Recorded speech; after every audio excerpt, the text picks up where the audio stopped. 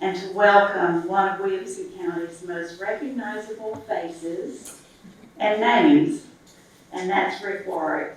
You know, Rick has been collecting stories and images of Williamson County for over a quarter of a century, as well as serving as county historian and as the editor of the Williamson County Historical Society Journal. He has known our oldest families and has spent years gathering their stories. We are so lucky tonight to be in his presence and hear about the new book that he has just published, he and Mr. Pratt and Debbie Smart, and on Peytonsville. So let's give a warm welcome to Rick Warwick.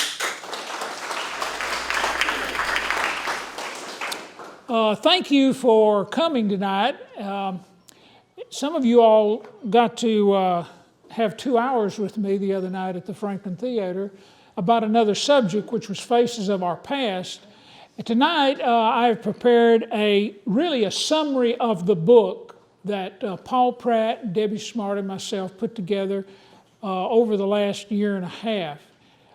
It kindly started with Paul Pratt one day in the county archives. I was busy reading microfilm like always, and he came in and asked some questions, and they pointed towards me, and he came over and introduced himself. Of course, everybody knew Paul Pratt, and he asked me a question about, did I know anything about the Harpeth Lick Road? And I said, yes, I think I do.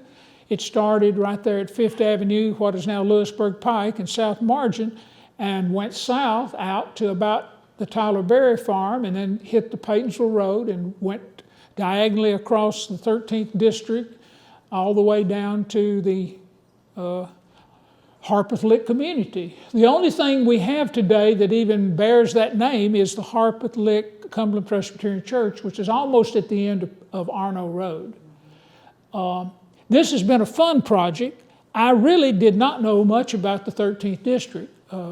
I have connections there. My wife's family comes from there, the Ladds and the Smithsons and all the early settlers, it seemed like, in Lunenburg County, Virginia. And so it's been a learning experience to me. And I really went to the archives, and every day for a year seemed to be searching for facts about the community that I didn't know, and I thought maybe it ought to be printed. Our goal, Judy Hayes and I were appointed the Bicentennial Committee back in 1995. And our goal, we had a committee of almost all the communities in the county were represented on that board. We met for 2 years. Really went all the way to 1999. So it was longer than that. But anyways, our goal was try to get historical markers placed across the county, and we've done a super job on that, I think. And secondly, to have every community in the county needed a written history.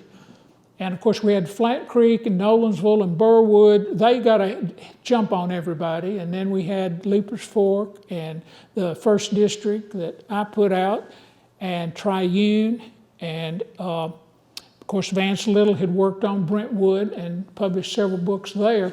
And so the 13th District seemed to be just right, because it was between Flat Creek and Franklin. So bear with us. We'll take a little trip. This is the cover of the book if you haven't seen it. And it is the 3 characters there that are responsible for it.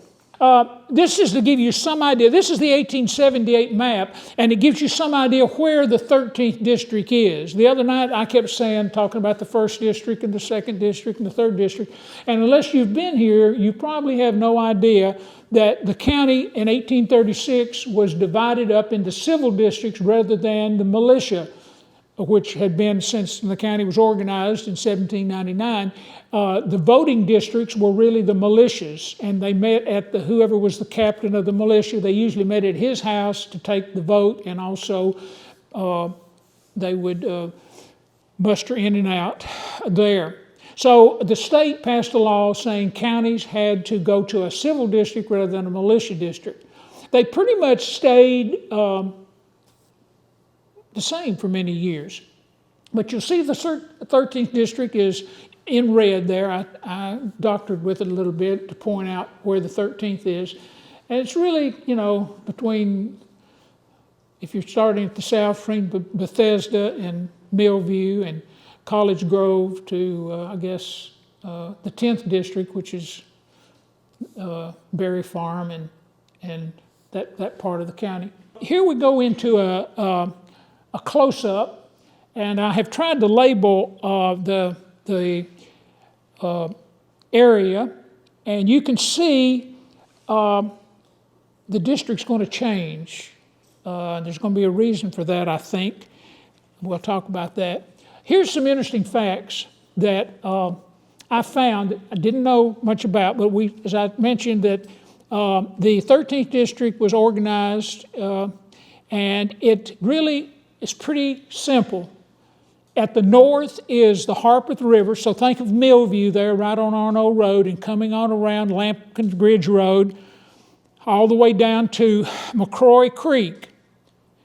And the McCroys were an early settler. They had 2 big land grants in there. And so from there, you go all the way to the Duck River Ridge, which is, think about the road between Arno and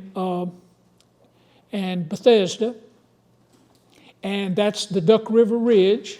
And then it cuts from there up between the 10th all the way up to Millview. Millview, for some reason, like where Epworth Church is, that little area was always skirted because it started at what was called Toon Creek, or Neely Creek, which later became the Toon Place, which is right there where the Bratton Place. So it's a pretty good sized district. The main water, of course, was the Hurricane Creek, which later became Starnes Creek, the McCrory Creek, and of course Toon Creek. And it's got really 2 main valleys, the Gosa Hill Road and the Peytonsville Trinity Road. And another thing that I think I found was, if you look on the 1878 map, you will not see Arno Road. And apparently it later became what was part of the Chrisman Mill Road, which today we call Murfreesboro Road till you get there at Arno Road, and then it goes down to Millview, or what was Chrisman's Mill. And it crossed the river. And right as you cross the river, right across from John Glenn's house, was the toll gate. So if you were coming into town, you had to pay a toll right there. And then if you come on in to about where Mac Hatcher is on Hillsborough Road, there was another toll gate. Then in time, they extended the road. Before that, you had to go down Gosa Hill Road, turn on Crowder Road, Meek Road to get to Rutterville. Then in the late 90s, they extended the Chrisman Mill Road from Millview to Arno, and then from Arno on down to what is today College Grove.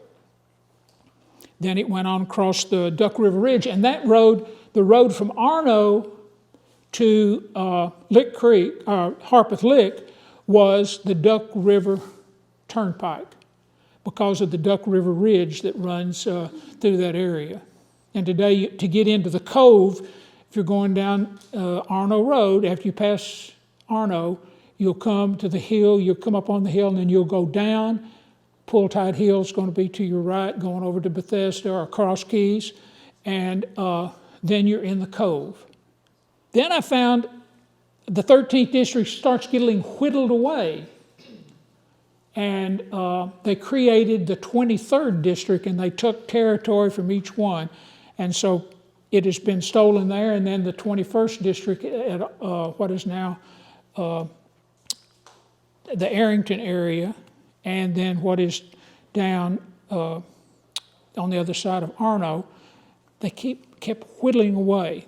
We'll see a better shot of that in a minute. Okay. This is pretty much the way it looks today. You can see how they really infringed in it up at the top. I think what happened was, if you wanted to be a magistrate in the county court, which was the old quarterly court, you either had to be a Smithson, a Pratt, a Meek, or a Vaden, or you didn't get elected. And so I think Mr. Patton over there on what is now Udaly Covington Road, he wanted to be on the county court, and so they created a little gerrymandering so he could get elected. And I think the same thing happened down here. Maybe one of the Hatchers wanted to get on there. Politics is funny, isn't it? The question's always been forever and ever, where did the name Peytonsville come from? Some people thought there's a Peyton family that moved there. Well, you look in the county records, tax records, and there's no Peyton. And then there's a thought of Bailey Peyton, which was up in Gatlin area. He never had anything to do with that area. And Paul Pratt Sr., I think, solved the problem because he went back to that southwestern part of Virginia where all these early settlers came from, and lo and behold, in what is now Pittsylvania County, which was part of that old Lunenburg, Halifax County, and there is on a map Peytonsville or Peytonsburg, and I think that's it. So when the area known as Peytonsville originally was known as Snatch or Snatchet. And we know that because it's in several records in the county court minutes. And then there's a story that Andrew Campbell had a store there in like 1835, and apparently someone was paying a bill to him, and another man reached and grabbed it, snatched it out of his hand, and that's how it got its name. And we know that. Bud Smithson, who's my wife's second cousin, at a family reunion, and I asked him about some photographs. He said, yes, come by and I'll let you look at them. So here was this book that it's 1835, and it's got on there, Snatch It. So that story, I think, holds pretty true. The area first grew a lot of cotton, and then it grew tobacco. And of course, it's a great area for illegal things like moonshine. That's going to come a little bit later. Notice in this circle, this is from a 39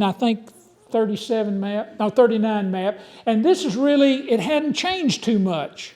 You'll see where the old store, which is right there, that was probably the Smithson store about that time. Then later, of course, the Glenn's, and then right there is the Church of Christ. It's still there today. Beside it is, well, it was the Tomlin store and then the Bruce store. And across the street, the Peytonsville Methodist Church is still there. It's not a Methodist church anymore. In I think 1982, the church had dwindled down so that they decided they would just give up the building and go to Epworth. And of course, some businesses, blacksmith shop, another store. Of course, this is Gosha Hill Road, and this, of course, is the Peytonsville Trinity Road, which really would extend on over across what is now 840 and becomes Cool Springs Road all the way over to Bethesda. Okay, this area was settled, like most of Williamson County, was settled by Revolutionary soldiers. Now, those coming from Virginia were not going to get a North Carolina grant unless they were in the Continental Line in North Carolina, because Tennessee belonged to North Carolina and Kentucky belonged to Virginia. But a lot of those guys, particularly in that Lunenburg County area, started coming over here pretty early. The Smithson family was probably one of the most numerous in that area, and they come from John Smithson, who died in a British prison.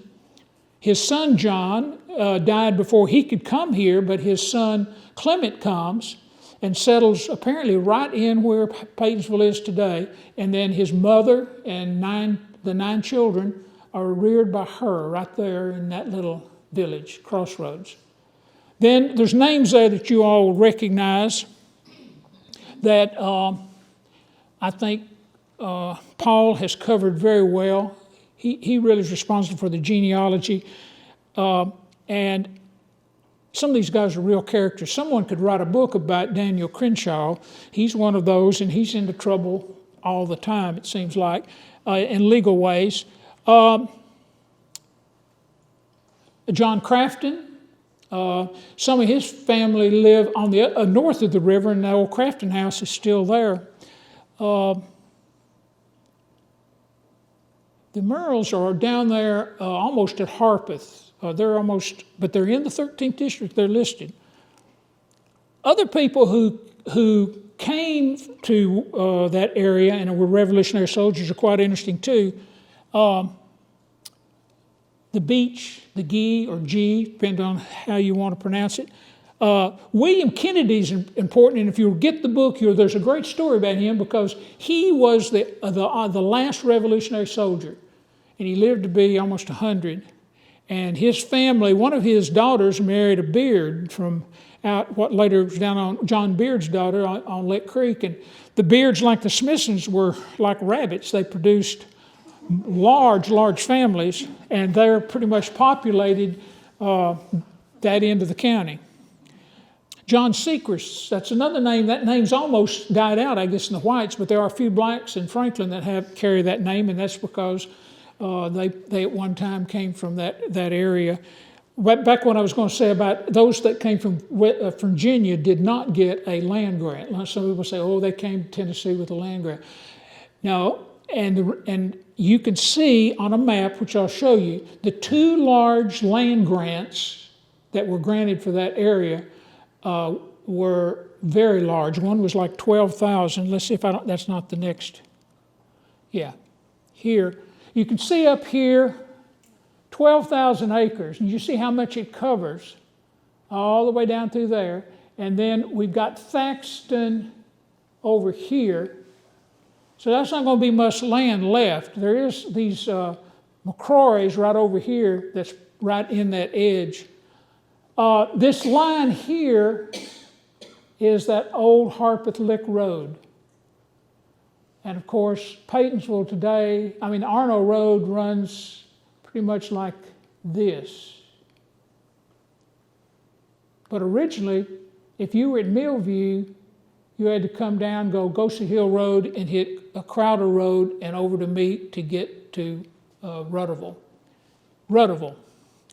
The name comes from Richard Rutterville, was about where Page School, almost all the property in that area belonged to Richard Rutter. And his daughter Mary married James W. Starnes. And he was a doctor and later became a well-known Civil War person. And the 4th Tennessee was formed out at Carnton under the auspices of John McGavick. And so that little village took the name of Rutterville. And of course, if you know anything, Smithson Store still stands today, right?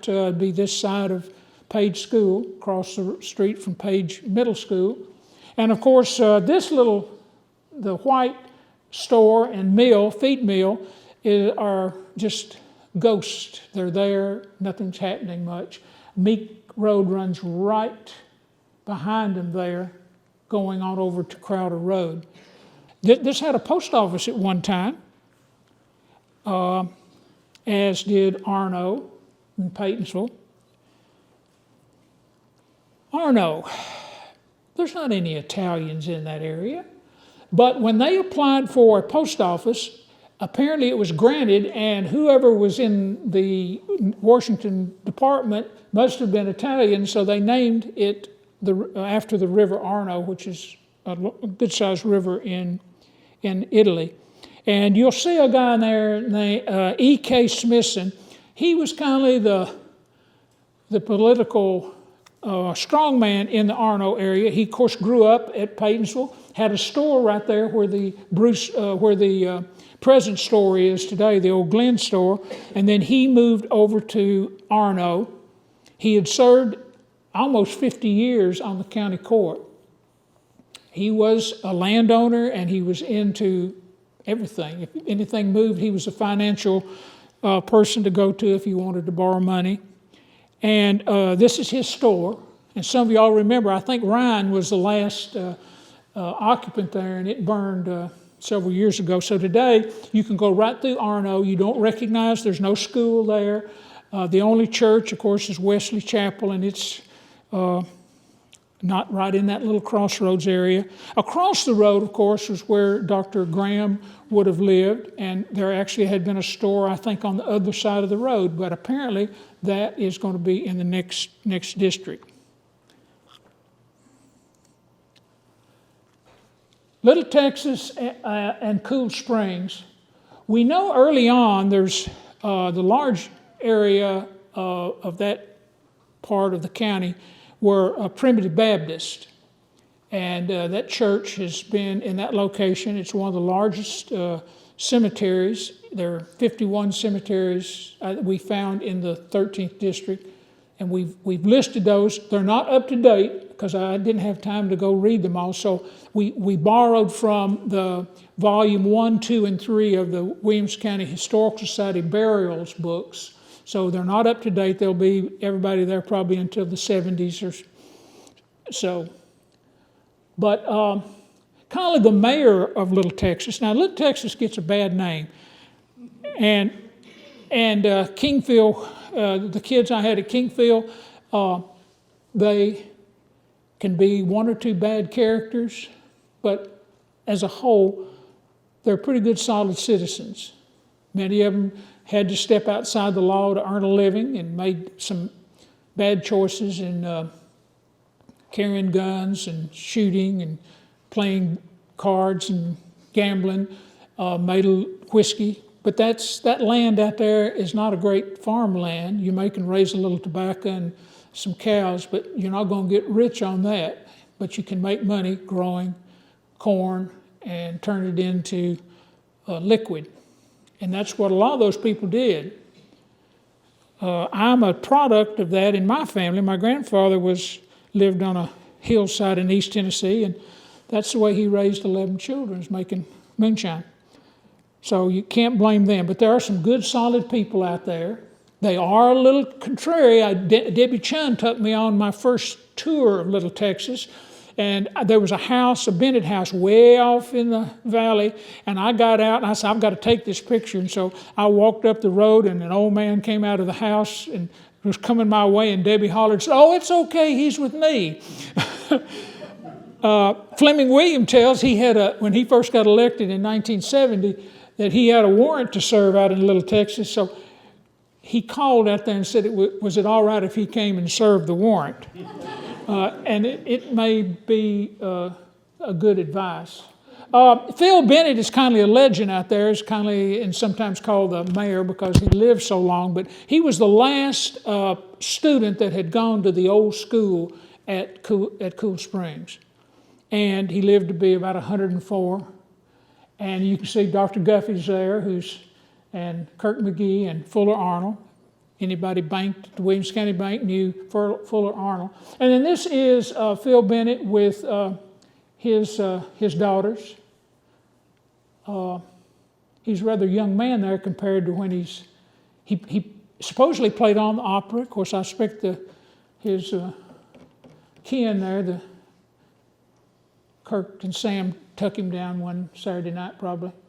But it's an area, the Bennetts, the Garners, Veaches,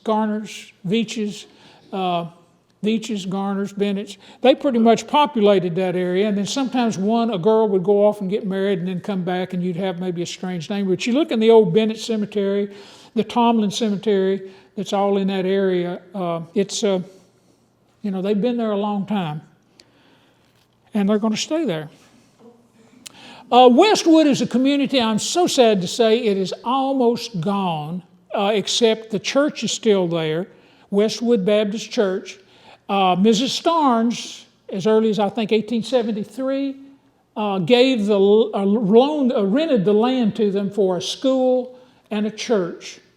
And that one school was where all the black children in the 13th district had to go. And so if they lived in Peytonsville, that's a long walk. But apparently they did it.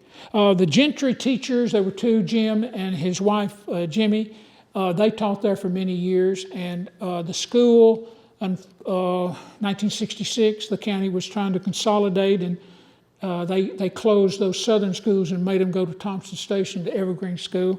And the teachers just picked up and left and went to Evergreen. If you go by there today, that church is sitting there, and it's sitting right on a rock pile. You can see she wasn't being very generous when she gave them the land, because everything around it's cedar trees and limestone.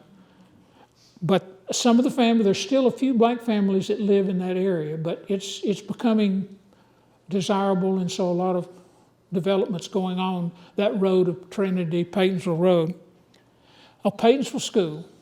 This is probably, I'm an old school person in Williamson County, and I've loved to study how schools have come and gone and faded and consolidated, and the teachers that have spent their life there and given really their life in some of these conditions. This is Mr. W.J. Parks, who taught there for many, many years. He lived up the road. And that's the old building. In 1950, they got a brand new building, a 2-room cinder block, cafeteria, and indoor restrooms. I wasn't that fortunate. I finished 8th grade in 61 to go to Norris High School, and they had indoor plumbing. All we had were 2 outhouses that seemed to get turned over every Halloween. I don't know why they made us go out and put them back. I never did it, but I know we had to go out there and put them back on the block. But that building meant a lot to the people. A very good school, a diverse community. You had a lot of poor people, and you had good hard rock farmers that sent their kids there. We've got some in the room today, I see, and they were well grounded. You can tell by the stories they wrote that we're going to talk about in a minute with. This is Arno School, and unfortunately that building is no longer standing. I expect, Judy, that's where some of your mother and them probably went, wasn't it? Judy Barnhill? Yeah. Your mother didn't go to Arno? Oh, yeah. One time? Arno, and she Yeah. taught at Choctaw and Snack. Yeah, right, yeah. Well, you can see the conditions. Large classes. Another in Rutherville, that if you're at 840 going back towards Rutherville, between it and what is now Udaly Covington Road, you'll no, not the other way. It's towards McDaniel Road. That's where the accident or Sunnyside was, and then they moved it to where like Page High School is today. This lady, Miss Katie Lou Gatlin, I taught with Gary York for many, many years, and in a teacher's meeting, he would always bring up, Miss Katie Lou would do it this way. I don't know of a community that owes more to 20 years of teaching in that one school as Katie Lou Gatlin. We sent out requests to some people that were her former students, and they didn't say the same thing, but it was almost verbatim the stories she read, the artwork she did for them, just the personal care that she gave them, or they could see she was doing for others less fortunate. This lady was a saint. She's taught many years.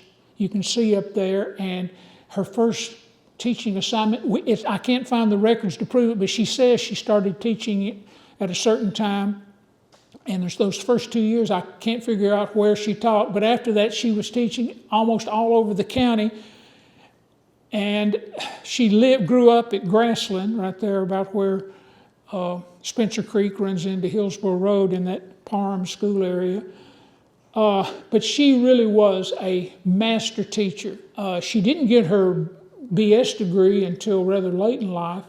And it just goes to show A good teacher can teach and not have a PhD. Most likely, if you got a PhD, you're probably out of the range of your students to begin with. But this lady really is, it made the book for me. When I read these, and you'll read these stories, it's very, very touching. You know, one person had such an impact on students. And there's a lot of Miss Katie Lou's out there in the field. I've worked with a good many of them, and they need their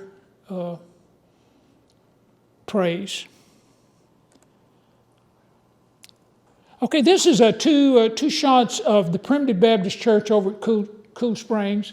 You'll see when it was the wooden building, and then later today you'll see it's a brick building. Milton Lillard was the minister there for many years. You see it, the old two-door.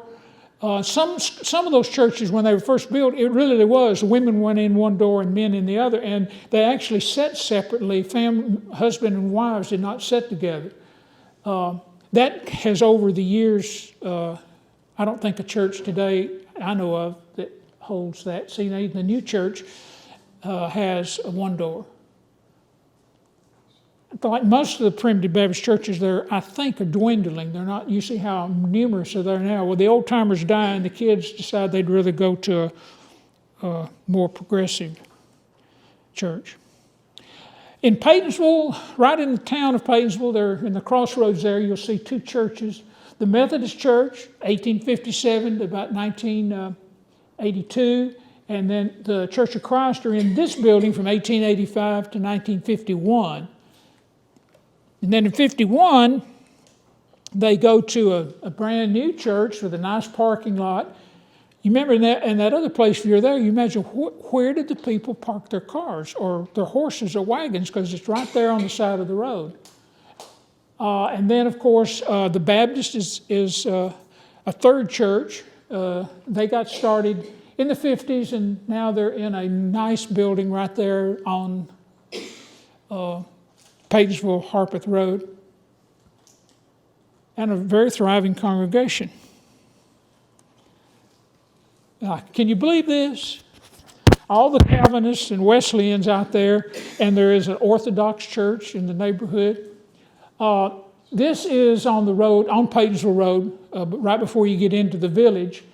And this is St. Ignatius Orthodox. It started, I've talked to some of the people that go there, it started from a Bible study, and the next thing you know, they're connected with Antiochian Orthodox, which is Mid-Eastern.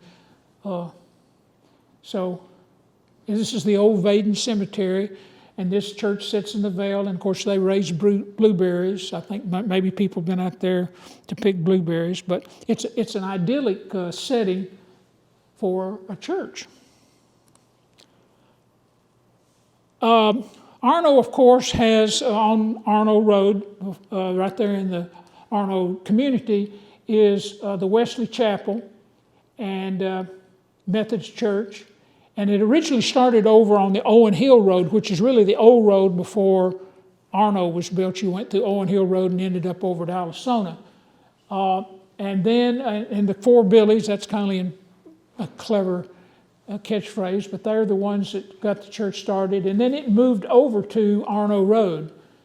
And that's what it looked like in 1907 until 1962. And today, this is pretty much what it looks like. It's been bricked and an enlargement in the back. And Epworth, of course, it's the only method. Well, no, the Franklin Methodist Church also uses two buildings. But they have a 1910 building, and it was a merger of two churches, the Thomas Methodist Church, which was right there around Crowder Road and Gosa Hill Road, and then North Chapel Road, which was across the river.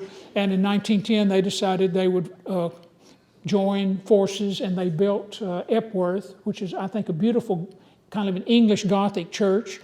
And then in 2009, they moved further down Arno Road towards Rutherville to build this church. So it still uses both churches. Okay, this is about the cemeteries. This is, you can see the Cool Springs Baptist Church in the background, and these are pictures by Al Wood, who did a book for me, for himself, but he gave me it and gave me the rights to borrow some pictures out of it that deals with this district. But this is a great picture of the Cool Springs. We have a marker there that talks about the church and also Sam and Kirk McGee. And then, of course, this is one that's right on Cool Springs Road, right near Peytonsville Village. And it's the Garner McConaughey Jordan. And they had just cleaned it, so that's why I took a picture of it. I'm so proud. So many of our country cemeteries in time get overgrown, and the families have died out and have no reason to come and try to clean it up if they're in California somewhere. But this is part of our history, and I'm glad that one is being taken care of. Well, Peytonsville has had a long history of different stores, but these are two of the main ones. At the Gosa Hill and Peytonsville Road intersection there, you'll see this is it was the Bruce store, but before that it was the Tomlin store. And then, of course, the old Glenn store. And those look like the local guys probably came down every night after supper and sat around and chewed the fat and told big tales. But this was commerce. In Williamson County, you'll look on a map, and almost every crossroad had at least one store. I think Burwood had 3, didn't they? Right close by. At least 3. Yeah, at least 3. And Mila. Election day, these folks and a lot of people take elections very seriously. And I bet they're counting the votes pretty close. Back then, almost all of these people are Democrats. I looked in the paper. I knew that district was strongly Democratic. Even in 1960, Kennedy carried that 72 to 42. And today you go out there and Trump signs were everywhere. I was almost afraid to carrying a gun. And music. There's something about that area out there. It's family, I know. Music, I think, is a gene that's passed from down in family lines. And this area is rich with musical talent. Of course, Kirk and Sam McGee, Blythe, Petite, and of course these other people everyone had a fiddle, a guitar, an accordion, a Jew's harp. It just seemed something out there that produced musical talent. Chase Webster still lives there. He was on the Opry for a while, and he's Gary Bruce is his real name. Rachel Veach, I think we'll get to her in a minute. She's one of my favorites. You can see her there standing next to Roy Acuff. Kind of a sad life in a way. She went to Hollywood and helped make a movie.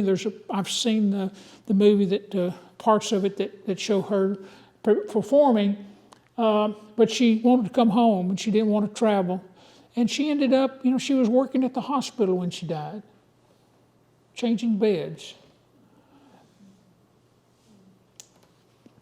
And of course the Bennetts, they were in the musical family. That's another picture of Rachel.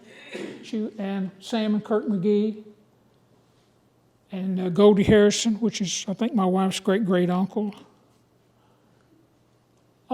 These are 3 notable people, and I want to point them out. Of course, General Starr, or he later became a Confederate general after he was killed at Bobo's Crossroads, but he was probably one of the richest men in the county at the time of the war started. He had over 100 slaves. He had all that land between in Rutherville and other farms in the county too. And then this guy, I'd heard of him but didn't really know much about him, and he's important too. Tom Little was known as the Southpaw from Snatch. And if you look at the newspapers of of the 40s and 50s. He's got cartoons in there, and his famous one was of a little boy on crutches during that polio, wishing that he had taken the vaccine. And then, of course, this lady, almost everybody that was writing about Peytonsville School mentions how they loved Aunt Nanny B. And she was a Smithson. She married a Smithson. And she's actually in Westwood School, which was the black school, and then she went to Peytonsville School and taught there until it closed. She worked there, and everyone talked about how they loved her and they knew she loved them. And she did little special things for them, like if there were enough chocolate or oatmeals and stuff like that left over, she'd make cookies or she'd make some candy and give the kids as a treat. And she needs to be recognized. That lady is a well-known person in that district. And this does it for me. I think if you get the book, I think you're going to know a little bit more about a part of the county that it's really not much has been written about it. Any questions?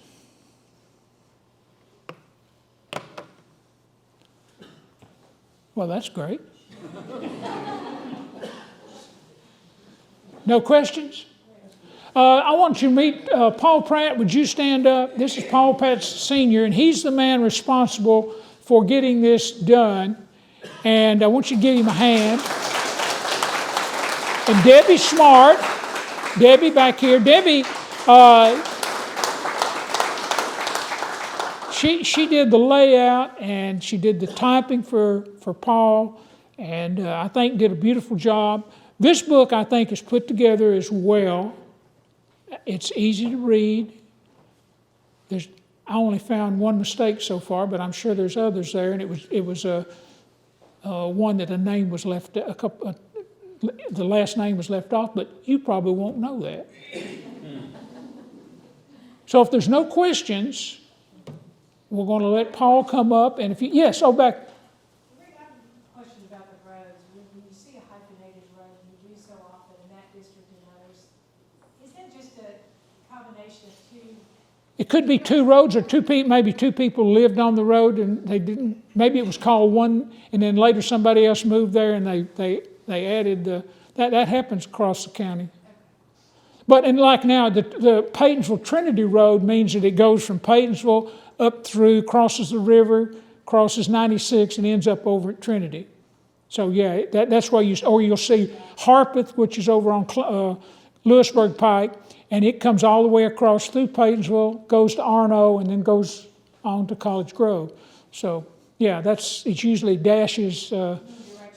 Yes, it'll give you where from one to another. And Covington and Udalys, the two families. Yeah, it's that two family. One end and Udalys on the That's right. The Udalys and the Covington is a good connection. Somebody else? Yes. Hi, Rick. Just a question. In your research, did you come across much from the Gosey family? Yes, I was so lucky about 5 years ago, Joel, the guy from Georgia came up, the old professor, and he is somehow kin to the Goseys. He's writing a book on them. And he gave me the first 2 chapters, which deal with the Goseys that start out there right where the new school is built on Gosey Hill Road, and the cemeteries there. And and the old houses where the Nolans used to live are still there.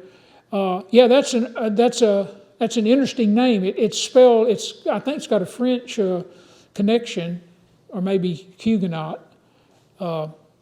That's an early family there, and I don't think there's any Goseys left. I know there's some black Goseys, but I don't know of any white ones that live in the county. Anybody else? Well, God, y'all are easy. Paul, you want to come up here and either you want to say something or you want to go over and start signing your name? Do you have anything? Come on, Paul. Paul is an insurance man, but he's one of the most organized men that I've ever been around. I've been very impressed with, if you want something, he reaches over and grabs a notebook and starts showing it to you. Paul? the main thing I want to say is this county has got a jewel right here. And he works at this really, really hard. I will say a thing or two about him. He came around a lot, and finally I said, well, you know what, he's just like my teacher. So his name became Teacher every time I would see him. Some of the things that we went through with this book, and I'll tell this little story.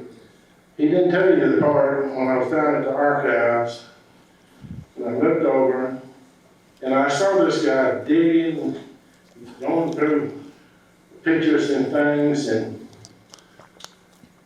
I knew who it was, but I didn't really know him personally. And I used over to the lady, and I said, who is that guy? I pretty well thought I knew who it was. She said, well, that's Rick Warwick, the county attorney. You don't know him? And she didn't know it in my mind. I read the book. No, I don't know him. I'm going to know him before I leave here. And so I walked over, and you heard Rick talking about Harperville Road.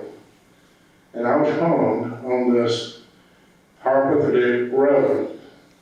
I said, it's got to be in South Williamson County. And until I find out, I don't believe I'm going to get anywhere. So,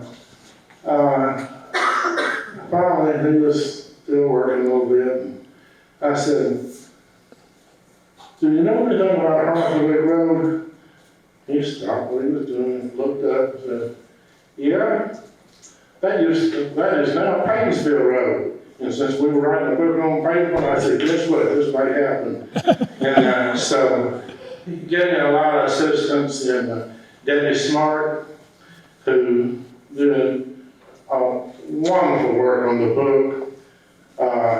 And I was kidding with her tonight when she first got here. I said, you never got ill at me one time in 2 years. And she does a great job, and I would recommend Debbie, if you want to do any projects, family, on the family heritage or whatever, she's well qualified to do so. So I did this book because I always wanted Peytonsville to be represented in the history of our great county, Williamson County. And it never had happened before. There had been some articles written, but not the real history. So we went back to 1805 and went forward. And I thought I knew something about Peytonsville. Lived here all my life. I didn't know anything. But I thank everybody for coming tonight. I appreciate it. So thank you very much.